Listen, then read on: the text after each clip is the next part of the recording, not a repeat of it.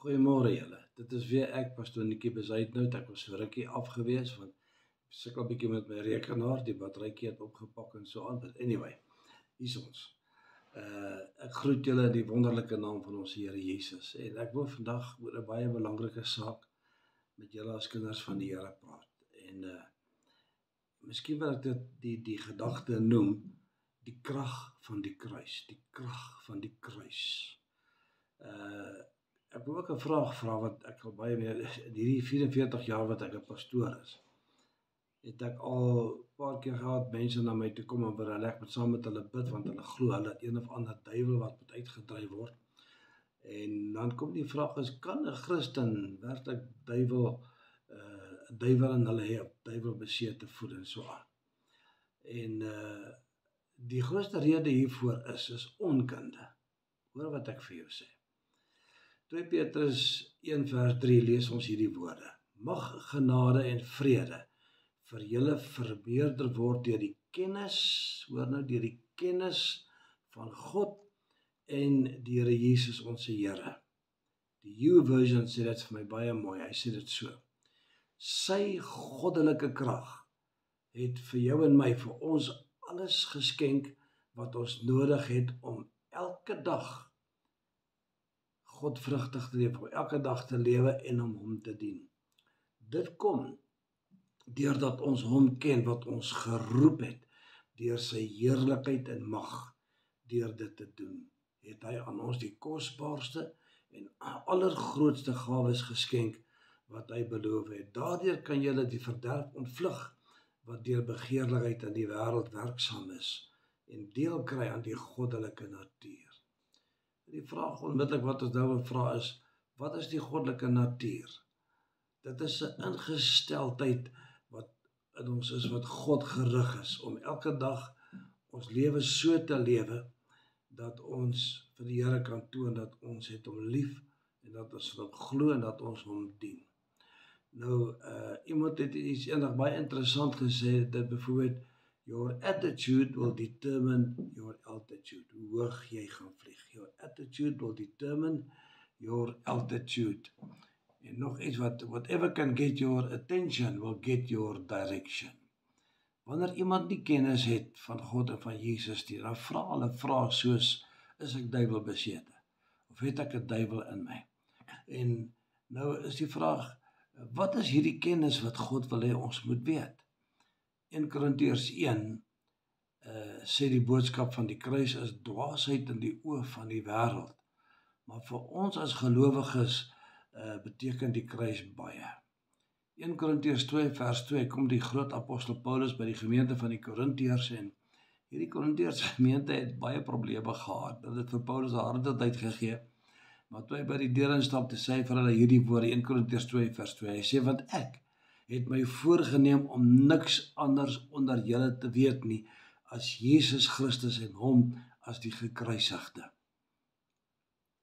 Galasiërs 5 vers 1 staan dit so geskrywe. Staan dan vas, jy en jy, staan vas in die vryheid, waarmee Christus ons vrygemaak het, en laat julle nie weer onder die juk van diensbaarheid bring nie. Met ander woorde, dat julle nie weer onder die juk van 'n sondige skuldgevoel val nie. Toe Jesus op die kruis sterf en hy roep uit, Tetelestai, my God, waarom het u my verlaat? Tetelestai beteken, dit is volbring, dis wat dit beteken. Toe hy uitroep, dit is volbring, toe skeer die voorhangsel in die tempel van bo na onder toe. Nou hierdie is baie insiggewend. Daai voorhangsel is 'n baie dik gordyn, wat die allerheiligste van die heiligdom geskei het. Niemand mag daarin gegaan het, behalwe net die hoëpriester, 1 keer in 'n jaar. Dan moes hy eers vir homself sondeversoening doen vir sy eie sondes, en voordat hy daar ingaan, as hy daar ingaan, hy moet hy die bloed besprinkel op die ark van God, en hy moet waar die 2 aartsengele, die 2 gerubs aangebring is, en hy moet dan vir die sondes van die volk intree. En dit is nou al, dat as hy daaronder is, as die hoëpriester agter hy voorhangsel ingegaan het hulle tou om sy voet vasgemaak, dat as hy daar binne kan sterf, want hy is nie waardig genoeg voor God nie, dan gaan hy sterf, dan moet hulle hom uittrek met die tou, want niemand kan ingaan, en as jy ingaan, gaan jy sterf. Dis toe is gebeur het, Hofni en Phinehas het daar ingegaan en hulle het probeer, hulle het 'n bietjie onder die invloed van drank en toe probeer hulle ingaan om kastig seker hulle met die Here te gaan praat en toe sterf hulle. So dit is hierdie dik voorhangsel was so dik en so sterk, daar word geskryf, die geskiedskrywer sê dat as jy 2 osse aan albei kante gevat het en jy het hierdie gordyn gevat en hom vasgemaak aan albei die osse, en jy die osse van mekaar al laat wegtrek, kon hulle daai gordyn nie skeer nie, so dik en so sterk was hy. Maar toe Jesus op die kruis uitroep, tetelestai, toe skeer hy voorhangsel van God se kant af, van die hemel af bo na die aarde toe. En hierdie is vir my so 'n wonderlike gedagte. En van daai oomblik af wat Jesus op die kruis sterf, van daai oomblik af wat die voorhangsel geskeur het ek en jy as mens direkte toegang na die genade troon van God toe. En want Jesus het die volbragte versoeningsprys betaal. Hoor wat sê Jesus in Johannes 16 vers 23. Hy sê vir sy disippels, en in daardie dag, wat 'n dag is dit, die dag wat hy voorhangsel gaan skeer, en daardie dag sal julle my niks vra nie. Voorwaar ek sê vir julle, alles wat julle die Vader sal vra in my naam, sal hy julle gee. Tot nou toe het julle niks in my naam gevra nie, want Jesus het vir hulle altyd gebid. Onthou, hulle het nie geweet hoe om te bid nie. Hulle vra vir hom een plek, Here, leer ons bid. Jesus het tot daai oomblik het hy vir hulle gebid en vir hulle ingetree by die Vader. Maar nou sê hy vir hulle, hy sê tot nou toe het julle niks in my naam gevra nie. Hy sê maar nou bid en julle sal ontvang, sodat julle blydskap volkome kan wees. Hierdie dinge het ek vir deur gelykenisse tot julle gespreek. Daar kom 'n uur wanneer ek nie meer deur gelykenisse tot julle sal spreek nie, maar julle openlik van die Vader sal vertel. In daardie dag sal julle in my naam bid. En ek sê nie vir julle dat ek die Vader in gaande julle sal vra nie, want jy gaan nou, ek het nie meer nodig om vir jou direk in te tree, jy kan nou direk self na Vader toe gaan. En daardie dag sal jy nie nodig, ek sê nie, ek sal die Vader daai dag in gaande julle vra nie, vers 27, want die Vader self het julle lief, omdat julle my lief gehad het, geglo het, dat ek van God uitgegaan het. Ek het van die Vader uitgegaan en in die wêreld gekom en weer verlaat ek die wêreld en ek gaan na my Vader. Die disippels sê toe vir hom, kyk, nou spreek u ronduit en gebruik nie gelykenisse nie. Nou weet ons dat u alles weet en nie nodig het dat iemand u iets vra nie. Daarom glo ons dat u van God uitgegaan het. Jesus antwoord hulle, glo julle nou? Kyk, die uur het gekom en het nou gekom dat julle uit mekaar gejaag sal word, elkeen na sy eie toe. En my alleen sal laat, tog is ek nie alleen nie, omdat my Vader met my is. Dit het ek vir julle gesê, dat julle in my vrede kan hê. In die wêreld sal julle verdrukking hê, maar hou goeie moed, ek het die wêreld oorwin. Ja. Die kruis is die enigste basis van God se voorsiening vir elke behoefte van die mens op hierdie aarde. Die vraag is, wat het die kruisdood aan Satan, aan die duiwel gedoen? God het deur die kruisdood het daardeur vir Satan geheel en al verslaan. Dit was 'n totale, afgehandelde, onherstelbare, afgehandelde oorwinning. Satan is onherstelbaar gestroop van alle mag wat hy ooit gehad het. Hy kan niks ooit weer daaraan doen nie. En Jesus het ons bevry van hierdie mag van die Satan en van die heerskappy van die Satan, toe hy uit die graf uit opgestaan het as oorwinnaar oor die graf en die hel en die dood. Ek persoonlik glo, as ek na die Bybel kyk, dat na die opstanding van Jesus sal Satan nooit ooit weer in sy lewe die voorreg hê om in die hemel voor God te verskyn nie. In die Ou Testamentiese tyd kon hy nog wel voor die Here gaan verskyn. Maar ek glo na die opstanding van Jesus uit die graf uit, kon hy dit nooit weer doen nie. Want hoor, wat sê Romeine 8? Wat sal ons dan van hierdie dinge sê? As God vir ons is, wie kan teen ons wees? Hy wat self sy eie seun nie gespaar het nie, maar hom vir ons almal oorgegee het, hoe sal hy nie ook saam met hom ons ook alles genadiglik skenk nie? Wie sal beskuldiging inbring teen die uitverkorenes van God? God is dit wat regverdig maak. Wie is dit wat veroordeel? Christus is dit wat gesterf het, ja meer nog, wat ook opgewek is, wat ook aan die regterhand van God is, wat ook vir ons intree. Wie sal ons dan skei van die liefde van Christus? Jy sien, alle vloeke word by jou bekering finaal gebreek. 2 Korintiërs 3 vers 14 tot 17 sê iets baie interessant, hoor nou. Hy praat van die bedekking wat in Christus vernietig word. Daardie bedekking is onkunde wat mense het. En daai bedekking word in Christus vernietig wanneer jy tot 'n bekering kom en jy die woord van die Here vat en jy het begin bestudeer en jy lees die woord en jy bære die woord in jou hart en jy streef daarna om die woord van die Here te gehoorsaam. Kom ek lees weer vir jou. 2 Korintiërs 3 vers 14 tot 17. Hy sê die bedekking wat in Christus vernietig word, maar wanneer hulle tot die Here bekeer is, hoor wat sê hy, wanneer jy tot die Here bekeer is, word die bedekking weggeneem. Jo, die Here is die Gees, en waar die Gees van die Here is, daar is vryheid. Die Here Jesus het ons toegerus, God het ons toegerus met hierdie mag, en ons uitgestuur met hierdie mag om te heers oor al hierdie gedagtes van die Satan. Lukas 10 vers 19 sê die woord, die Here Jesus sê, kyk, ek gee aan julle die mag om op slange en skorpioene te trap. Wanneer hy praat van slange en skorpioene, is dit 'n Bybelse terme wat verwys na bose geeste en demone. Hy sê, ek gee aan julle die mag om op slange en skorpioene te trap, met ander woorde op bose geeste en demone te trap en oor al die krag van die vyand, en niks sal jou ooit skade doen nie. Hier verklaar die woord van die Here, dat God het jou die mag gegee, van God die Vader wat hy jou gegee. Jy kan heers, hoor jy my kind van die Here? Jy kan heers met die krag van God wat in jou is.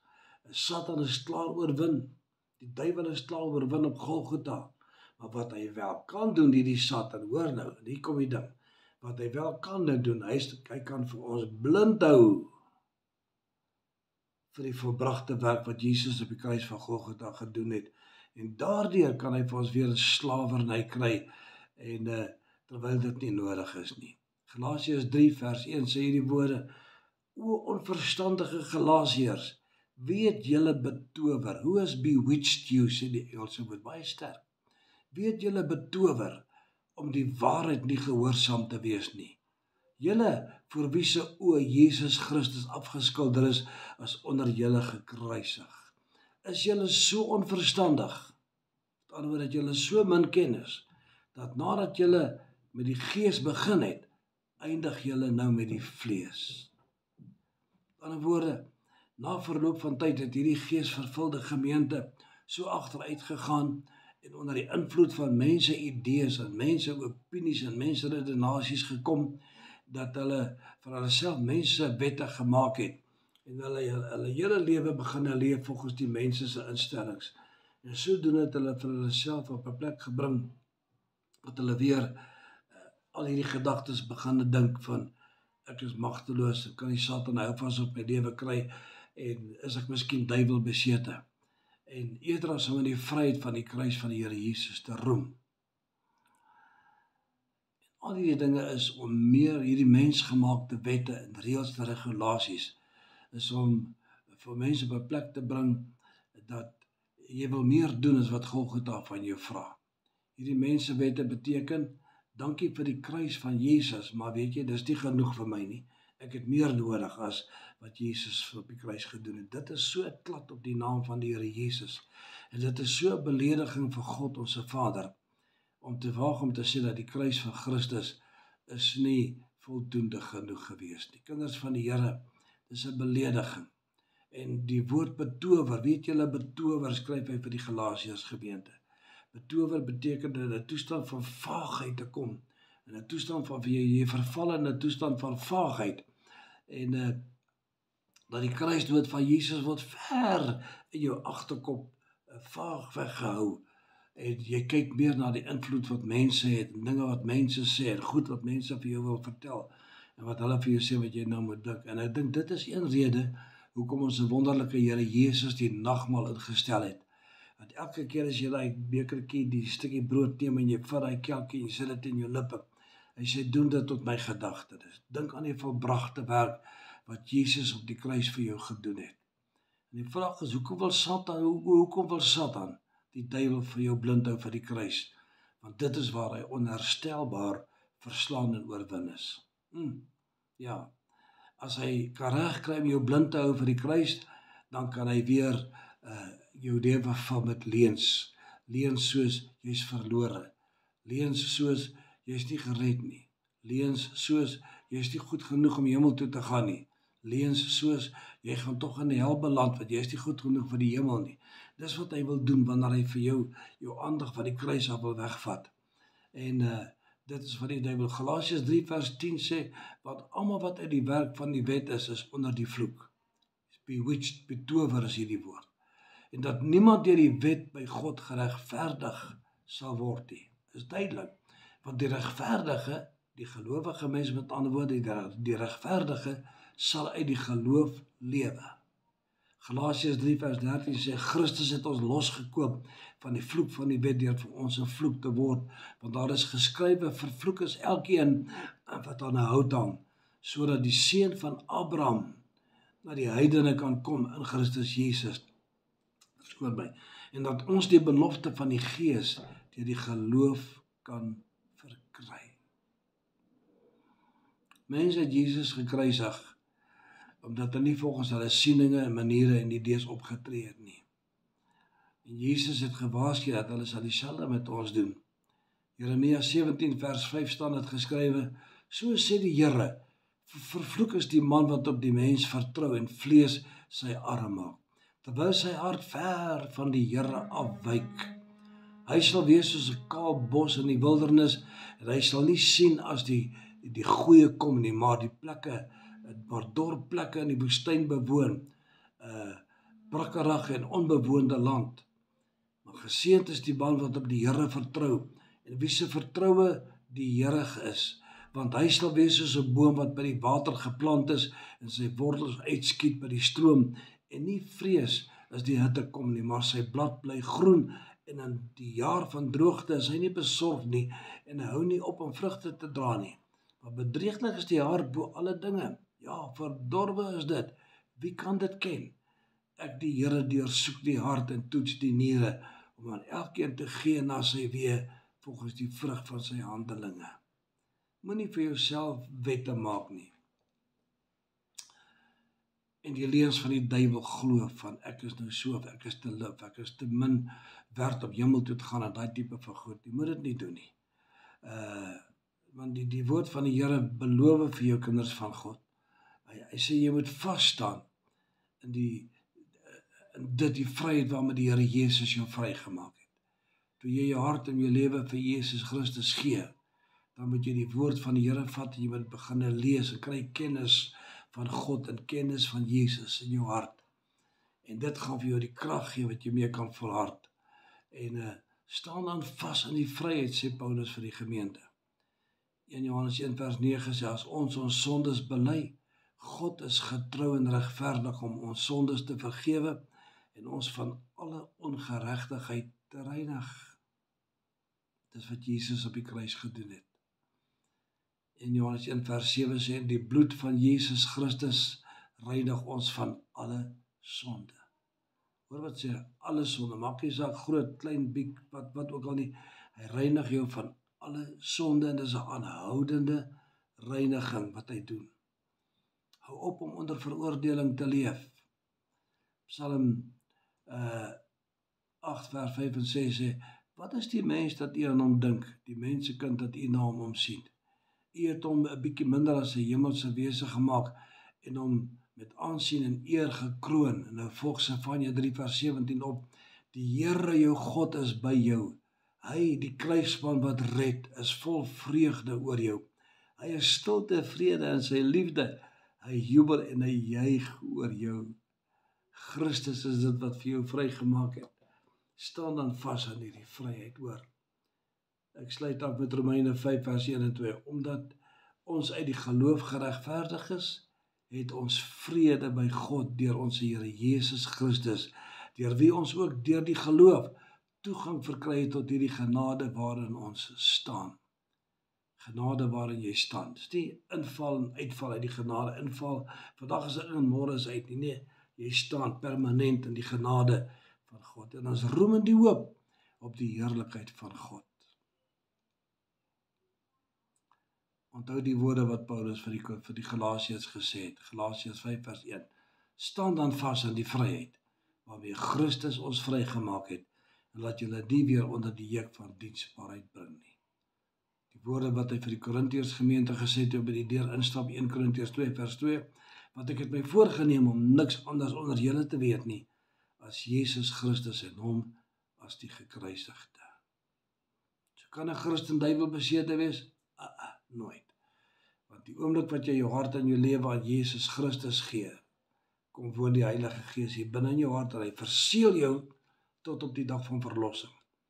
Glo vir my, 'n duiwel en 'n demoon kan nie in jou hart kom woon terwyl die Here Jesus se Gees daar is nie. En Jesus sê, onthou die boodskap wat ek 'n paar weke terug vir julle gegee het, hoe sterk is God se greep op my lewe? Niemand kan jou met my hand uitdruk nie. Niemand nie. So jy kan nie duiwel besete wees nie. Die duiwel kan nie hou vas aan jou gees en in jou mens kry nie. Hy kan met jou gedagtes smokkel. Maar as jy kennis van die woord en jy woord kry en jy bestudeer die Bybel en jy gaan getrou kerk en jy meng met mense wat gesalfd is, dit is die Christene saam met jou by die kerk is gesalfde mense. Jy dien die Here saam met hulle, jy sing lofliedere tot God, jy prys die Here en jy meng met Christus, jy het Christen vriende en vriendinne. Dit is hoe jy sterk bly in die Here, dat jou kennis word verbreed. Wanneer jy getrou onder die prediking van die woord sit en jy lees self die Bybel en jy bestudeer die woord en jy moet doen naslaan werk en jy vermeerder kennis in jou hart, dan word jy sterk in die Here, dan word jy godvrugtig. Jy kan elke dag godvrugtig vir die Here Jesus lewe. Jy kan elke dag, want immer sy goddelike krag het jou alles geskenk wat jy nodig het, sê die Bybel, om elke dag vir hom te lewe.